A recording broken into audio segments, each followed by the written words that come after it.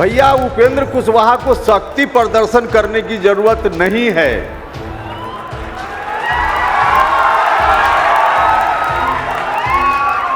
शक्ति प्रदर्शन करने की जरूरत पड़े तो यह मिलर हाई स्कूल, बेली रोड और आर ब्लॉक का इलाका ही नहीं, पूरा पटना गांधी मैदान में कार्यक्रम करके हमारे लोग भर सकते हैं।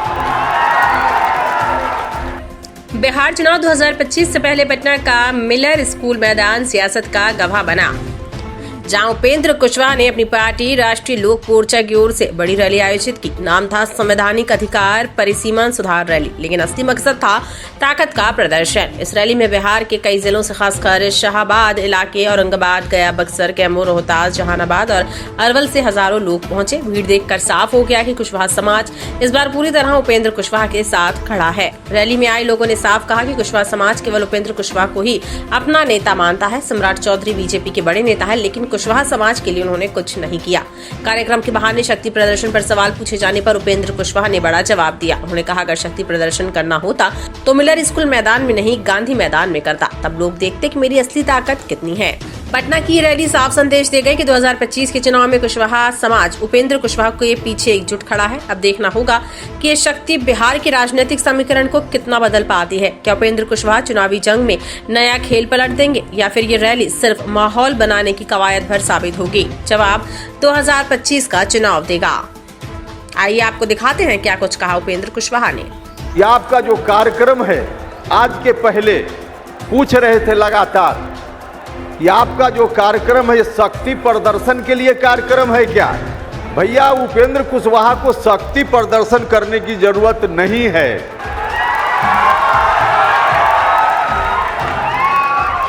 शक्ति प्रदर्शन करने की जरूरत पड़े तो यह मिलर हाई स्कूल, बेली रोड और आर ब्लॉक का इलाका ही नहीं, पूरा पटना गांधी मैदान में कार्यक्रम करके हमारे लोग भर सकते हैं। शक्ति प्रदर्शन करने की कोई आवश्यकता नहीं। उपेंद्र कुशवाहा के साथ जो ताकत खड़ी है, वह ताकत उपेंद्र कुशवाहा और राष्ट्रीय लोक मोर्चा के सम्मान में हमेशा तत्पर रहती है। इसलिए आवश्यकता पड़ने पर वही लोग हमारे सम्मान की रक्षा करते हैं।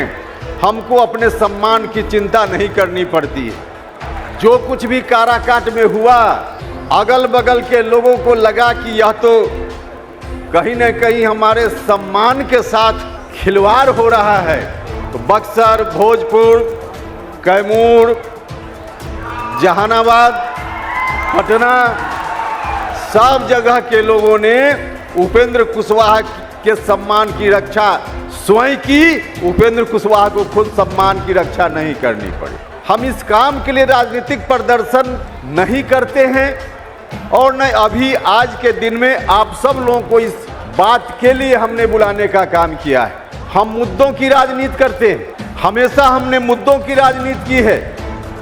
अभी जिस मुद्दा की चर्चा हम यहाँ कर रहे हैं, करने वाले हैं, इस मुद्दा का संबंध बिहार विधानसभा चुनाव से बिल्कुल नहीं है। इस मुद्दा का संबंध राष्ट्रीय स्तर पर है। बिहार के साथ 50 साल से जो अन्याय हो रहा है, उस अन्याय के खिलाफ हम खड़ा होना चाहते हैं। इसका बिहार विधानसभा चुनाव के साथ कोई संबंध नहीं।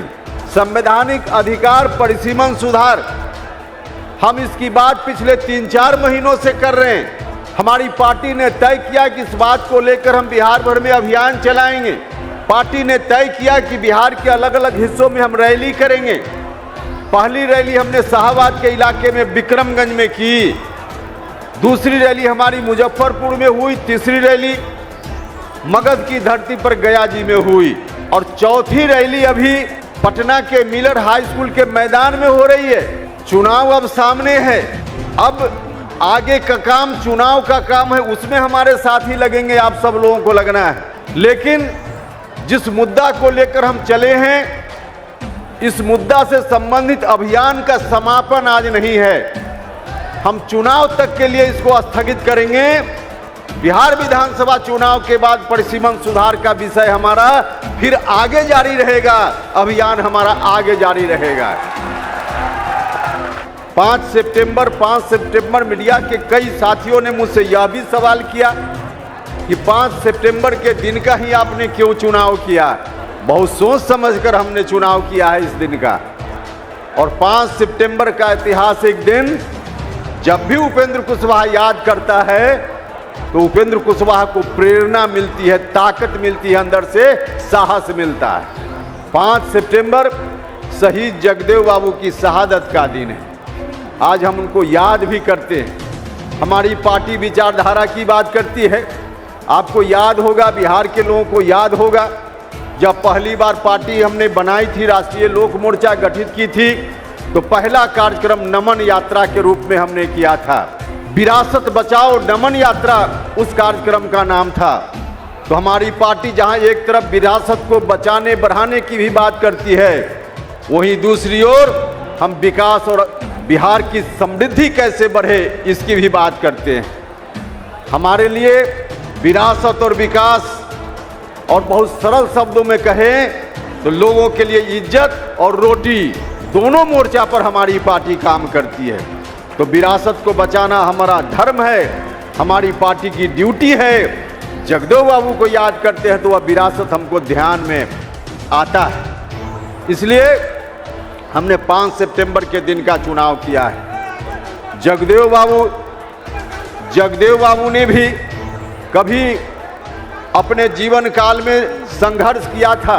जिस तरह से आपके सहयोग से हम भी निरंतर संघर्ष कर रहे हैं, जगदेव बाबू ने संघर्ष किया था।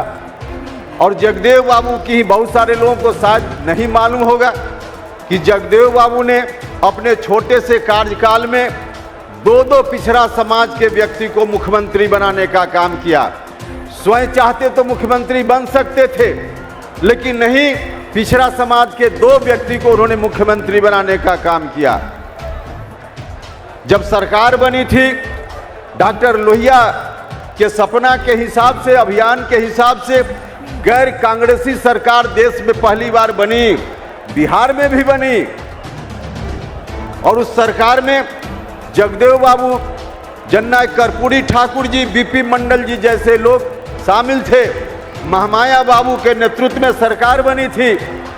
लेकिन महसूस किया जगदेव बाबू ने कि उस सरकार की कथनी और करनी में अंतर है, तो उन्होंने वहां से इस्तीफा किया, वहां से हट गए। और हटने के बाद जो विधायक दल था उस वक्त, उसमें ब्रेक हुआ, अलग से एक ग्रुप बना, और उस ग्रुप के नेता के रूप में जगदेव बाबू स्वर्गीय बीपी मंडल साहब को बिहार का मुख्यमंत्री बनाना चाहते थे।